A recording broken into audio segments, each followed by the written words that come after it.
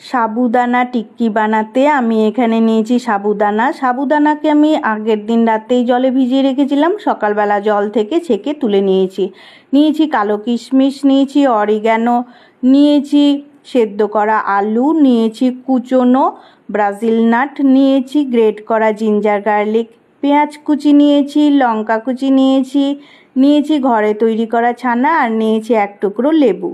এবার সব উপকরণকে একটা বড় পাত্রে ঢেলে নিলাম। তারপরে অ্যাড করে দিয়েছি জিরে গুঁড়ো, ধনে গুঁড়ো আর সল্ট। তারপরে লেবুর রসটাও অ্যাড করে দিয়েছি। এবার হাতের সাহায্যে সব উপকরণকে ভালোভাবে মেখে নিয়ে টিক্কির শেপে গড়ে নিয়েছি।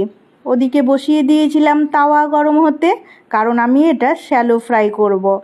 তারপরে তাওয়া গরম হয়ে গেলে অয়েল ব্রাশ করে দিয়েছি। এখানে আমি ইউজ করেছি organic cold pressed sunflower oil. এবার টিক্কিগুলোকে সুন্দর করে তাওয়ার উপরে সাজিয়ে দিলাম।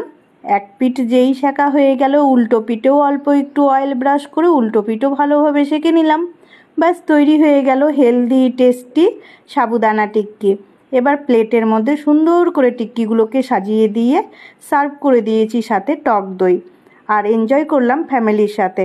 এইভাবে আপনারাও বানিয়ে নেবেন হেলদি টেস্টি সাবুদানা টিক্কি আর এনজয় করবেন ফ্যামিলির সাথে। আমার এই রেসিপি ভালো লাগলে শেয়ার করে দেবেন বন্ধুদের সাথে।